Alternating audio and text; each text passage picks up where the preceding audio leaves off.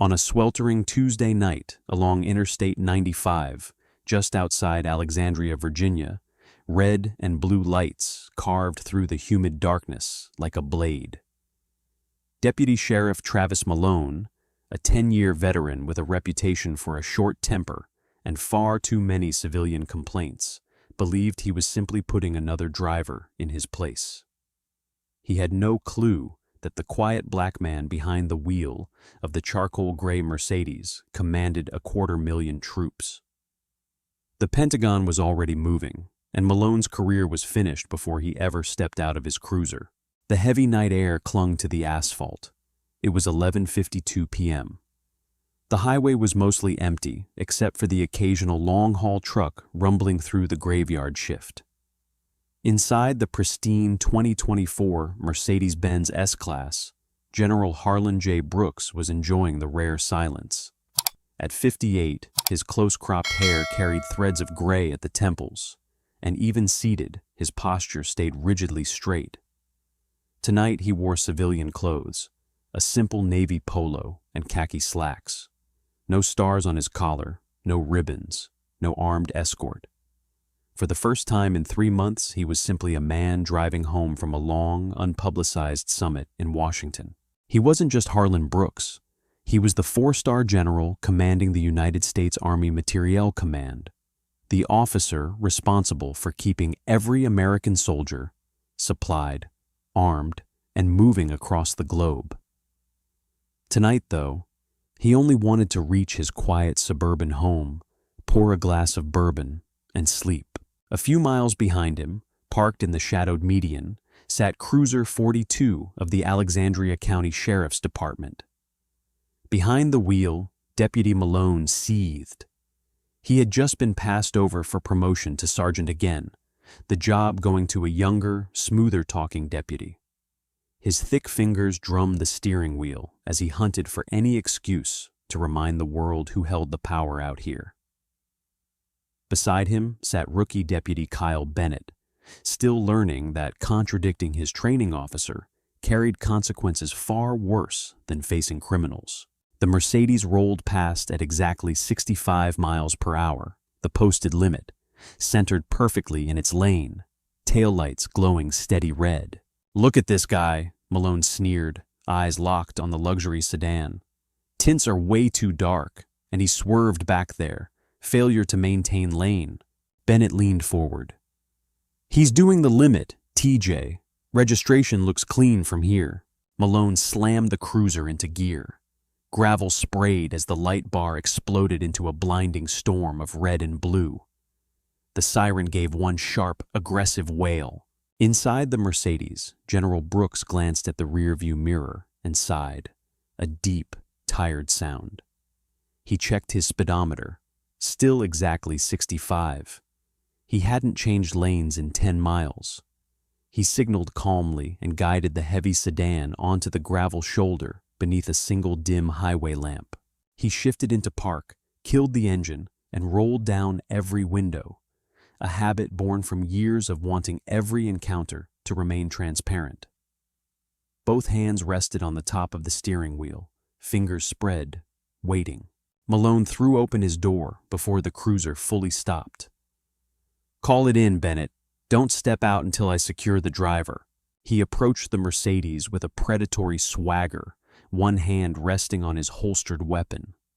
The high-powered flashlight beam slammed straight into the general's face, ignoring the ambient light from the street lamp. "License, registration, and proof of insurance," Malone barked. General Brooks didn't flinch. He squinted against the glare but kept his voice deep, steady, and perfectly calm. "Good evening, officer. They're in my wallet, which is in my back right pocket. The registration and insurance are in the glove compartment. With your permission, I'll reach for them." Malone leaned closer, breath sour with stale coffee and chewing tobacco. "You think you're in charge here, pal? I didn't ask for a speech. Hand over the documents." "I'm informing you of my movements for both our safety," the general replied, tone still rigorously polite, though steel now edged his words. "I'm going to reach for my wallet now. Make it quick." The general slowly withdrew his wallet, extracted his driver's license, then reached across for the registration and insurance card. He handed the neat stack out the window. Malone snatched it. "Nice ride, Artie," Malone said, deliberately mangling the name and the respect due a man twice his age. "Whose car is this?" "It's my vehicle, officer." "Right. You afford a $150,000 car on whatever it is you do. What do you do, Artie?" The general's jaw tightened almost imperceptibly. He sat in the Situation Room with the president. He briefed the Joint Chiefs. He did not answer to Artie. "I work for the federal government," he answered simply. It was true, yet deliberately vague. He had no desire to pull rank over a traffic stop. He just wanted whatever ticket might come, and then to go home. "Federal government," Malone mocked, shining the light around the immaculate interior. "Right, mailman, DMV clerk. You look a little tense, Artie. You got anything in this car I need to know about? Drugs, weapons, large amounts of cash?" "No, officer, I do not. I was traveling the speed limit. I have provided my documentation. On what grounds are you ordering me out of my vehicle?" Malone's face flushed red. In his world, questions were insubordination. In his world, a black man in a car worth more than Malone's house did not get to ask why. "Because I gave you a lawful order," Malone shouted, stepping back and unclipping his holster. "Step out of the vehicle right now, or I will drag you out through this window." Deputy Bennett finally stepped out of the cruiser, heart hammering. He jogged to the passenger side, hand hovering near his radio. Through the open window, he saw a middle-aged man sitting with perfect posture, utterly unbothered by the screaming deputy inches from his face. "TJ, wait," Bennett muttered. "Dispatch says the plates are clean. No warrants, no flags." "Shut up, Bennett," Malone roared. "I have a non-compliant suspect. Open the door, Artie, now." General Brooks calculated his options in a single heartbeat. He could identify himself, demand a supervisor, and crush this deputy with federal power. But he was a man of profound principle. He wanted to see exactly how far this officer would go. He wanted to witness how ordinary citizens were treated when the lights flashed and the badge gleamed. Slowly, deliberately, he pulled the door release and stepped out onto the gravel shoulder.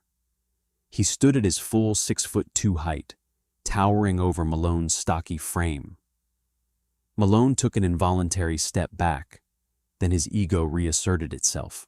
"Turn around, hands on the roof, spread your legs." The general complied in silence. Malone stepped in hard, kicked the inside of the general's right ankle to widen his stance, then slammed his forearm into the middle of Brooks's back, driving him against the car. Bennett winced. "TJ, take it easy. He's cooperating." "I told you to shut your mouth, rookie." Malone patted down the general's pockets with unnecessary force. "You got a smart mouth on you, Artie. I don't like guys with smart mouths. Federal government, huh? Probably pushing paper in some basement." The general remained silent. His disciplined stillness only infuriated Malone further. The deputy expected fear, pleas, or angry outbursts he could use to justify more force. The combat-hardened quiet of a four-star general was a language Malone did not speak. Malone yanked the general's arms behind his back. The sharp metallic click of handcuffs echoed into the humid night. "Deputy Malone," the general said, voice dangerously low and steady. "I am securely handcuffed. I have offered no resistance. I strongly advise you to consider your next actions carefully." "Are you threatening me?" Malone shouted, grabbing the chain and jerking Brooks backward off balance. "You're under arrest, pal. Resisting an officer, failure to comply, and I'm searching this vehicle top to bottom. I guarantee I'll find something." The general regained his footing, standing tall despite the cuffs biting into his wrists. "You do not have probable cause to search my vehicle, and you have no legal grounds for this arrest." "I am the law out here." Malone shoved him toward the cruiser. "Get in the cage." Bennett hurried to open the rear door, avoiding the general's eyes. As Brooks ducked inside the cramped back seat, he paused and looked directly at the young rookie. "Deputy, remember this moment. Remember what you chose to do." Bennett swallowed hard. He closed the door, sealing the general inside the stifling cruiser. Malone spent the next 20 minutes tearing the Mercedes apart. Floor mats, glove compartment, trunk, tossing the general's carefully packed leather duffel onto the gravel. He found nothing.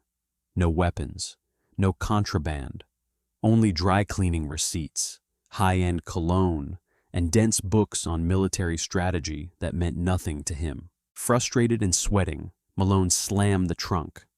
"Nothing, but we're taking him in anyway. Let him sit in a holding cell overnight. See how much attitude he has in the morning." Bennett climbed into the passenger seat, stomach twisting. "TJ, what's the charge? We can't just lock him up because—" "Disorderly conduct. Obstruction of justice. Write it up however you want. The desk sergeant will sign off. They always do." In the back seat, General Brooks sat in total darkness, metal cuffs digging painfully into his skin. He spoke not a single word during the 25-minute drive to the precinct.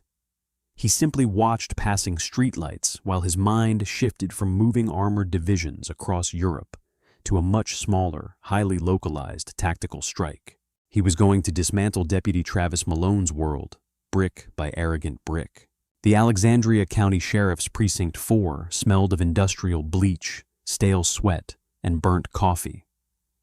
At 1:22 a.m., the holding area was quiet, only a drunk driver sleeping it off in one cell and a petty shoplifter crying softly in another. Desk Sergeant Patrick O'Brien, a heavy-set man 2 years from a pension he desperately wanted, was reading a worn paperback when the steel doors buzzed open. Malone marched in, gripping the general by the upper arm and shoving him toward the booking counter. Bennett trailed behind like a ghost. "Got a live one for you, Pat," Malone announced with a triumphant grin. "Thinks he's somebody special. Refused lawful orders. Resisted at the scene. Obstruction." O'Brien looked up, adjusted his glasses, and studied the suspect. Despite being handcuffed and roughly handled, the man stood with an aura of immaculate authority. His clothes were wrinkled, but his posture was absolute granite. "Name? Harlan Brooks. Empty your pockets."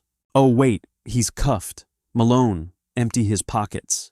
Malone swaggered over, yanked the wallet, keys, and encrypted government smartphone from the general's pockets, and slammed them on the counter. O'Brien pulled the driver's license and typed the name into the local database. "Brooks Harlan. No priors. Clean record. What exactly did he do, TJ?" "I pulled him over for a lane violation. He got combative, refused to step out, had to use compliance techniques." General Brooks looked directly at the sergeant. "Sergeant, I'm requesting my constitutionally guaranteed phone call immediately." Malone laughed. "Listen to him. Constitutionally guaranteed. You'll get your call when I'm done processing you, Artie. Stand over there for your mugshot." O'Brien sighed, already sensing trouble. "Give him the phone, TJ." Malone grabbed the landline and shoved it toward the general's ear. "Who you calling? Your lawyer? Your mommy?" "I'm going to need my personal cellular device from the counter," the general said calmly. "I don't have the number memorized." "Tough luck. Use the landline or nothing," O'Brien intervened. "Just let him use his cell, Malone. He's cuffed. What's he going to do?" Malone rolled his eyes, grabbed the encrypted phone, and held it up. "Unlock it." The general gave him the 6-digit code. The screen lit with an unusual interface and a faint gold seal watermark. It didn't look like any civilian phone. "Dial the contact listed as Overwatch," the general instructed. Malone laughed out loud. "Overwatch? What, are you playing video games, Artie?" He tapped the screen and held the phone to the general's ear. It rang twice. "Overwatch Actual, secure line. Go ahead." "This is Eagle 1, General Brooks said, voice echoing in the sterile booking room. "I have been detained by local law enforcement in Alexandria County, Precinct 4. My vehicle is abandoned on Interstate 95 at mile marker 142. Secure the vehicle immediately. Then wake the Pentagon duty officer. Connect with the Secretary of the Army. Inform them I am currently in handcuffs and unable to assume command duties. The voice on the other end didn't hesitate. Copy that, Eagle 1. Deploying recovery team. Waking the Secretary now. We'll have this resolved in 5 mics. Stand by. The line went dead. Malone pulled the phone away, sneering. Eagle 1? Overwatch? What kind of crazy pill did you swallow, old man? You think I'm intimidated by some fake military mumbo-jumbo? Deputy Bennett, however, had gone completely pale. He had been staring at the wallet on the counter. Beside the driver's license lay a thick, metallic Department of Defense Common Access card. He reached out with a trembling hand and flipped it over. The high-resolution photo showed the same man now standing before them, but in uniform, ribbons clustered across his chest. Across the top, in bold letters, read the rank, O10 General. Bennett stumbled backward into a filing cabinet. TJ, he whispered, voice cracking. Look at his ID. Malone snatched the card. He read it once. He read it twice. The blood drained from his face so fast he looked ready to pass out. Sergeant O'Brien leaned over the counter. When he saw the 4 stars, his pen clattered loudly onto the tile floor. General Brooks, O'Brien choked out. Yes, Sergeant. You, Malone stammered, the realization hitting like a freight train. He had just assaulted, illegally searched, and kidnapped a 4-star general of the United States Army. I am the commanding general of the United States Army Materiel Command, Brooks stated, voice ringing with absolute authority. As of 2 minutes ago, the Secretary of Defense and the Joint Chiefs of Staff have been notified that one of their senior commanders has been taken into custody by a rogue sheriff's deputy. Before Malone could respond, the heavy double doors burst open. Captain Michael Reeves, the precinct commander, came sprinting out, uniform shirt half untucked, face flushed purple, still clutching a desk phone whose cord had ripped from the wall. Malone! Reeves screamed. What the hell did you just do? He ran to the counter, took one look at the black man in handcuffs, then stared at his desk sergeant. Do you know who just called my private cell? The governor. The governor of Virginia just called me, screaming that the Pentagon is threatening to send military police to raid this station. Malone took a step back, hands shaking so violently he dropped the encrypted phone. It hit the floor but didn't crack. Captain, he was swerving, Malone tried, his tough guy facade shattering. Shut up! Reeves roared. He lunged over the counter, grabbed the handcuff keys, and rushed to the general. His hands trembled as he fumbled with the tiny key and finally unlocked the cuffs. General Brooks, sir, Reeves gasped, stepping back and saluting awkwardly. I cannot apologize enough. This is a massive misunderstanding, a catastrophic error. General Brooks slowly rubbed his raw, red wrists. He didn't look at the captain. He didn't look at Bennett. He locked his cold, furious eyes directly on Deputy Malone. Captain Reeves, he said softly, a tone far more terrifying than any shout. This was not an error.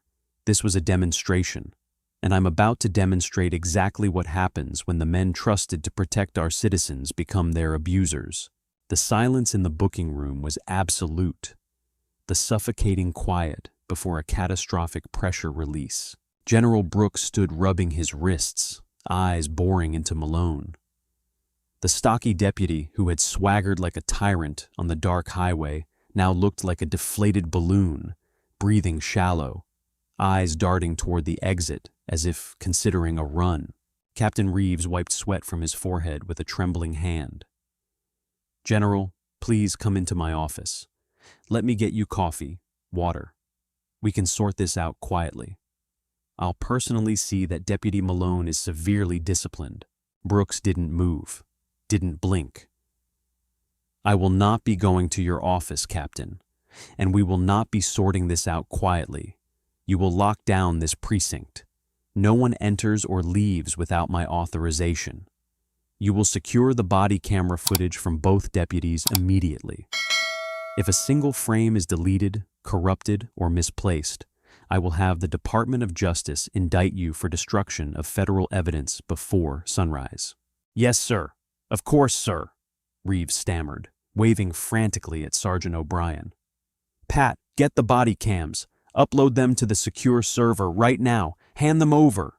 Malone hesitated, hand hovering over the black square device on his chest. He knew exactly what that footage contained. His ego, his illegal commands, his unprovoked assault on a senior military official. "Hand it over, TJ," Deputy Bennett said, voice surprisingly steady. He unclipped his own camera and placed it gently on the counter. "It's over." Malone glared at his partner, venomous and desperate. "You're selling me out, Kyle. You're supposed to have my back." "I took an oath to uphold the law, TJ," Bennett replied, stepping away. "Not to cover your mistakes." Before Malone could argue further, a low rhythmic vibration rattled the reinforced glass windows. It sounded like rolling thunder growing louder. Suddenly, the precinct exterior blazed with a chaotic symphony of strobing lights, not just red and blue, but harsh white and amber from tactical vehicles.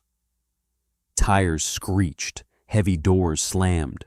Captain Reeves peered through the blinds and felt his stomach drop. 3 matte black armored Chevrolet Suburbans had jumped the curb, blocking the entrance and exit. Behind them, 2 Virginia State Police cruisers boxed in the remaining patrol cars. The precinct doors didn't open. They were thrust apart. 4 heavily armed soldiers wearing the distinctive armbands of the United States Army Military Police Corps stacked into the room in full tactical gear, Kevlar vests, M4 carbines at low ready. They fanned out with frightening precision, instantly securing every exit. "Hands away from your weapons! Step back from the general," the lead MP barked. Malone, Reeves, and O'Brien threw their hands into the air as if caught robbing a bank. Striding in behind the tactical team was Colonel Stephen Porter, General Brooks's chief of staff, a razor-sharp West Point graduate who looked like he chewed gravel for breakfast. He wore his Class A uniform and carried a thick, leather-bound folio. Trailing him was a man in a sharp gray suit flashing an FBI badge. Colonel Porter marched directly to General Brooks, stopped on a dime, and rendered a crisp salute. "Sir, the perimeter is secure. Your vehicle has been retrieved and is en route to Fort Belvoir under armed escort. The Secretary of Defense sends his regards and awaits your status update." Brooks returned the salute with fluid grace. "Thank you, Stephen. Status is green, though slightly delayed. Have you brought the files I requested?" "Yes, sir." Porter turned his icy gaze toward Captain Reeves and Deputy Malone. Overwatch pulled everything. Captain Reeves stepped forward, hands still raised. "Colonel, I'm Captain Reeves. We are fully cooperating. This was a massive mistake by a rogue officer." "Save it, Captain," the man in the gray suit interrupted, stepping forward. "Special Agent Gregory Sullivan, Federal Bureau of Investigation, Civil Rights Division. As of this exact moment, you no longer have jurisdiction over this building, this investigation, or your own personnel. The Department of Justice is seizing control of this precinct under 18 U.S. Code, Section 242, Deprivation of Rights under Color of Law." Malone felt his knees go weak. "Color of law? That's a federal felony," he whispered. "That's right, Deputy Malone," General Brooks said, taking a step toward the terrified man. "You wanted to know what the federal government does? Allow us to give you a demonstration." Colonel Porter opened the leather folio on the booking counter, produced a tablet, and projected a high-resolution document onto the wall. It was Deputy Travis Malone's complete personnel file, not just the official record, but a comprehensive background check compiled by the most sophisticated intelligence apparatus on the planet. "Let's review your history of exceptional police work, shall we?" Porter said, tone dripping with weaponized sarcasm. In the last 7 years, you have accumulated 14 formal civilian complaints, 7 for excessive force, 4 for unlawful detention, 3 for racial profiling. Malone swallowed hard, eyes glued to the projection. Those were all cleared by internal affairs. They were unsubstantiated. They were buried. General Brooks's voice cut through the room like a scalpel. They were buried because your previous captain, Donald Greer, was your uncle. He swept them under the rug until he retired 2 years ago. Since then, the county has quietly settled 3 civil lawsuits out of court regarding your actions, costing Virginia taxpayers over $800,000. Captain Reeves looked physically ill. He had known about the settlements, but hearing them laid out by military intelligence in front of the FBI was a career death sentence. You target out-of-state plates, minorities, and luxury vehicles, Special Agent Sullivan added, notepad in hand. You manufacture probable cause to initiate searches, hoping to seize cash or narcotics under civil asset forfeiture to pad your precinct's budget. It's a neat little racket, Malone, but tonight your algorithm failed you. I pulled him over for a lane violation, Malone shouted, desperation edging his voice. He swerved. That gave me reasonable suspicion. The room fell dead silent. General Brooks turned slowly and looked at Deputy Kyle Bennett. The young man was sweating, but stood tall. He knew this was the defining moment of his life. He could lie to protect his training officer and face federal perjury charges, or he could tell the truth. Deputy Bennett, the general said gently, offering a lifeline. Did I fail to maintain my lane? Malone turned and glared at Bennett, silently threatening him with everything he had left. Bennett took a deep breath. No, sir. The general was driving perfectly. He was maintaining exactly 65 miles per hour. He never crossed the lines. Deputy Malone stated that the window tint was too dark and used the alleged swerve as a pretext to initiate the stop. You little rat, Malone exploded. He lunged toward Bennett, fists clenched, completely forgetting where he was. He didn't make it 2 steps.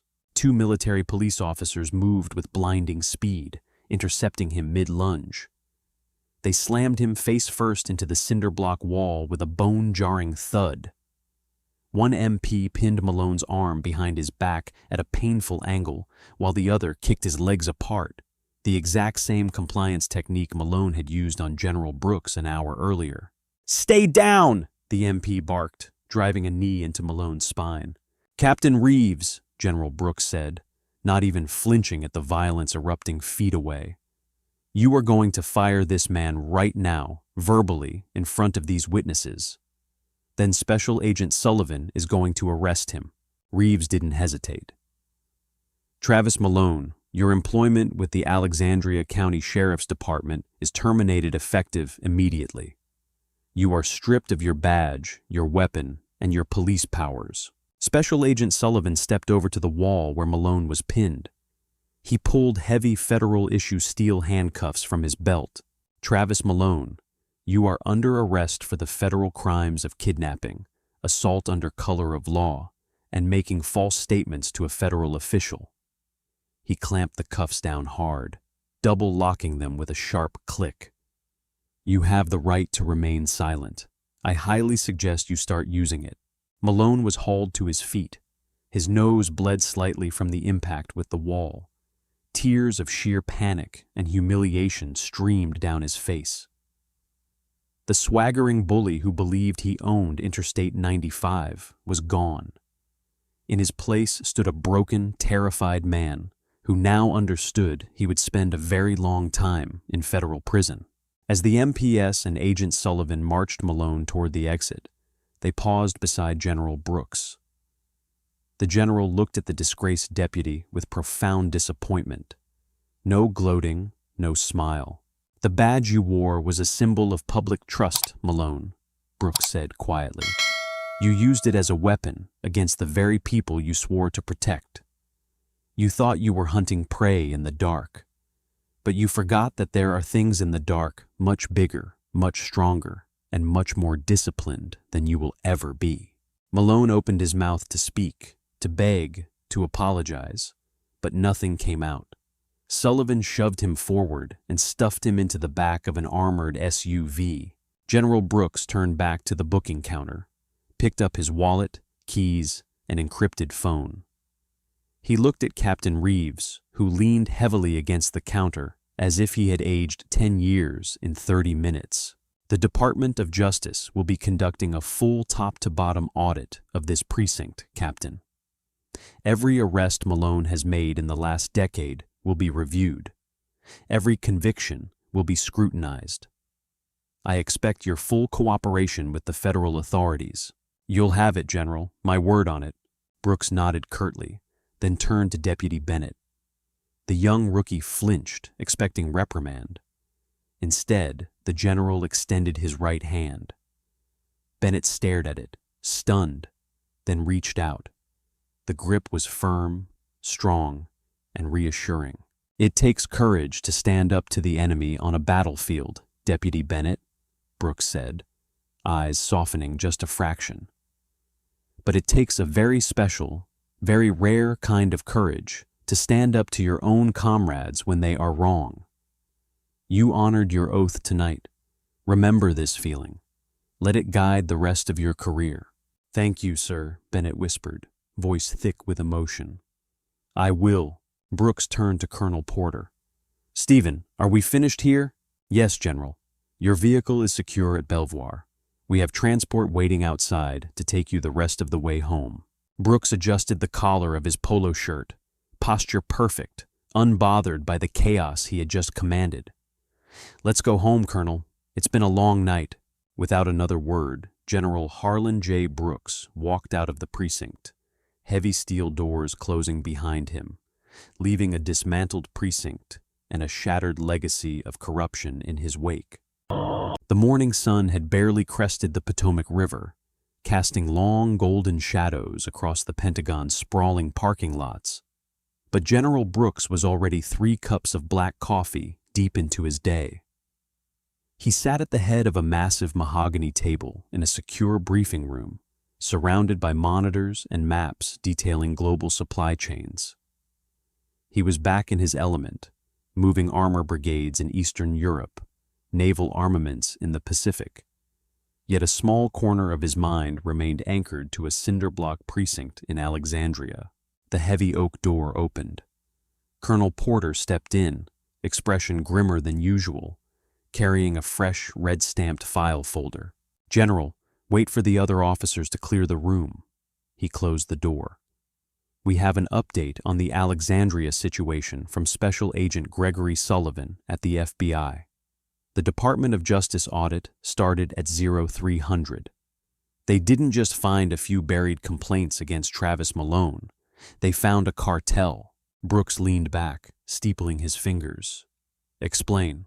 Porter opened the file and laid out copies of bank ledgers and redacted police reports. Malone wasn't acting alone.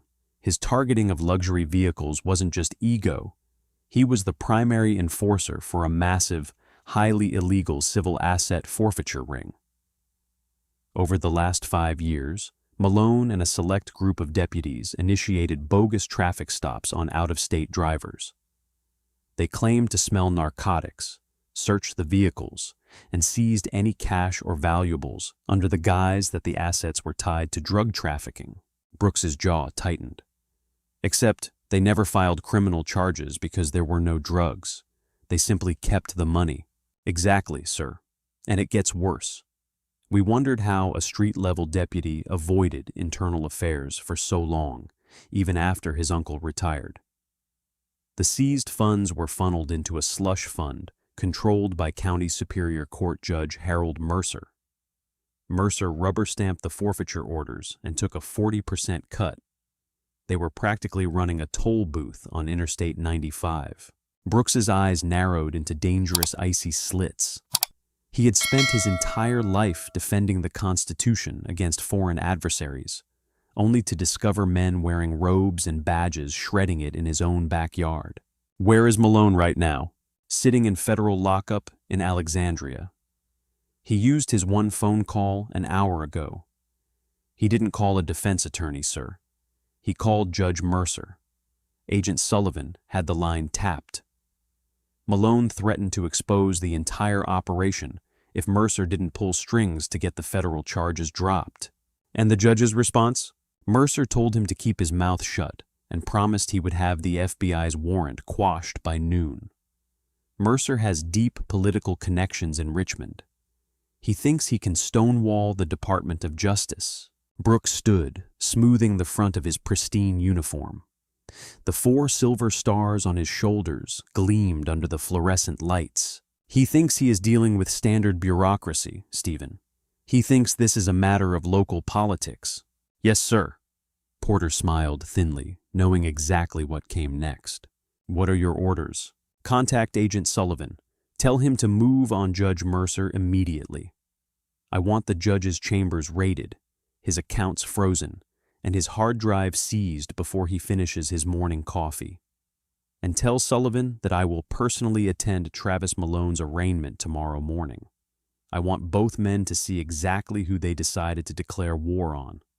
Meanwhile, inside the Alexandria Federal Courthouse, Judge Harold Mercer was frantically feeding documents into a heavy-duty shredder in his private chambers. He was a wealthy, red-faced man who had treated the county justice system as his personal kingdom for 2 decades. The phone call from Malone had terrified him. He had spent the last 2 hours calling every political favor he possessed, only to discover his contacts in Richmond were suddenly unreachable. It was as if an invisible wall had descended around him. The heavy wooden doors of his chambers didn't knock. They exploded off their hinges. Special Agent Gregory Sullivan, flanked by 6 armed FBI agents in tactical vests, flooded into the plush office. "Step away from the shredder, Judge," Sullivan barked, drawing his sidearm. Mercer froze, a stack of offshore bank statements trembling in his hands. "Do you know who I am?" Mercer sputtered, face blotchy purple. "You have no jurisdiction here.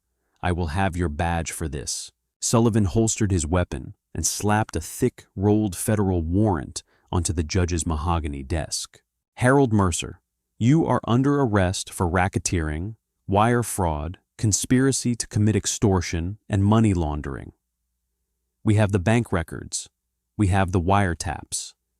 And your star deputy, Travis Malone, is currently singing like a bird in an interrogation room to save himself from 20 years in Leavenworth." Mercer collapsed into his leather chair, the fight completely draining from him. The invincible kingdom he had built on the backs of innocent citizens had been dismantled in less than 12 hours. As the FBI agents placed the disgraced judge in handcuffs, Sullivan leaned in close. "You made a lot of mistakes, Mercer, but your biggest one was letting your attack dog pull over an apex predator." 6 months later, the federal courtroom in Alexandria was packed to capacity. Reporters from every major national outlet filled the back rows, pens scratching furiously. The dismantling of the Alexandria County corruption ring had become the biggest story of the year. Captain Michael Reeves had been forced into early retirement. Judge Harold Mercer had already accepted a plea deal, guilty in exchange for a reduced sentence of 12 years in federal prison. Today was the sentencing hearing for the man who had pulled the thread that unraveled everything. Former Deputy Travis Malone. Malone sat at the defense table. The arrogance that once defined him was entirely gone. He wore a baggy orange prison jumpsuit, wrists shackled to a chain around his waist. He looked gaunt, pale, and thoroughly broken. The swaggering bully of Interstate 95 had been replaced by a terrified inmate. The heavy oak doors at the back of the courtroom swung open. The low hum of chatter died instantly to breathless silence. General Harlan J. Brooks walked down the center aisle in full Army service uniform. Dark blue fabric perfectly tailored, gold braids shining, rows of ribbons across his left breast, including the Silver Star, Bronze Star, and Defense Distinguished Service Medal. He moved with quiet, undeniable gravity, footsteps echoing like a metronome in the dead silent room. He didn't look at the reporters. He didn't look at the judge. He walked directly to the front row and took a seat just a few feet behind the prosecution's table. Sitting 2 rows back was Kyle Bennett, no longer a rookie, no longer working for Alexandria County. Wearing a crisp, dark suit, Bennett had been recruited by the Virginia State Police after his courageous stand. He caught the general's eye. Brooks gave him a single respectful nod. Bennett nodded back, a silent acknowledgement of the night that had changed both their lives. "All rise," the bailiff called, as Federal Judge Eleanor Higgins took the bench. Judge Higgins, a no-nonsense jurist known for harsh sentences on corrupt officials, looked down at the paperwork. "We are here for the sentencing of Travis Malone. Mr. Malone, you have pleaded guilty to federal charges of kidnapping, assault under color of law, and civil rights violations. Before I pass sentence, does the victim wish to make a statement?" General Brooks stood. "I do, Your Honor." He walked through the wooden gate and stepped up to the podium. He adjusted the microphone. The entire courtroom held its collective breath. Malone stared down at his shackled hands, unable to meet the general's eyes. "Your Honor," Brooks began, his deep, commanding voice filling the cavernous room without needing the microphone. "I have spent 35 years in the United States Army. I have led men and women into combat. I have seen them make the ultimate sacrifice to defend the freedoms guaranteed by our Constitution. We ask our soldiers to go into the darkest corners of the world to fight tyranny. It is a profound betrayal when they return home, only to find that same tyranny wearing a local police badge." He turned slightly, directing his gaze toward the defense table. "Travis Malone did not pull me over because I was a threat. He pulled me over because he believed he had absolute power, and I had none. He used his authority not to protect his community, but to terrorize it. He turned the law into a weapon of personal ego and financial gain." Malone visibly flinched. A single tear cut through the stubble on his cheek. "But this case is not just about one bad officer," Brooks continued, turning back to the judge. "It is about the system that protected him. It is about a culture that looks the other way when the vulnerable are exploited. When I was handcuffed on the side of that highway, I did not fear for my life because I knew I had the power of the federal government behind me. But I thought of the hundreds of citizens who didn't have that luxury, the single mothers, the young students, the working-class Americans whom Travis Malone intimidated, robbed, and abused, knowing they had no voice." Brooks stood perfectly straight, hands firmly on the edges of the podium. "I am not asking for revenge, Your Honor. I am asking for accountability. I am asking this court to send a message so loud and so clear that it echoes in every precinct, every squad room, and every patrol car in this nation. The badge is a shield for the innocent, not a sword for the corrupt. And those who pervert that sacred trust must face the absolute crushing weight of the justice they denied to others." He stepped back from the podium and returned to his seat. The silence in the room felt physical. Judge Higgins looked at Brooks, nodding slowly, deeply moved. She then turned her piercing gaze down upon Malone. "Travis Malone," she said, voice ringing like a blacksmith's hammer. "You took an oath to serve and protect. Instead, you preyed upon the citizens of this state like a common highwayman. You operated with a level of arrogance and cruelty that is a stain on the tens of thousands of honorable law enforcement officers who do this job right." Malone stood on shaking legs, his defense attorney holding his elbow to keep him from collapsing. "General Brooks is right," the judge continued. "This court must send a message. You are hereby sentenced to 15 years in a maximum security federal penitentiary without the possibility of early parole. You are remanded to the custody of the United States Marshals. The gavel slammed down with a resounding crack. Malone let out a choked, desperate sob as the marshals grabbed him by the arms and dragged him out of the courtroom through a side door. His reign of terror was permanently over. Outside the courthouse, the Virginia air was crisp and clear. General Brooks walked down the wide marble steps, ignoring the flurry of reporters shouting questions. He approached the sleek charcoal gray 2024 Mercedes-Benz S-Class idling at the curb.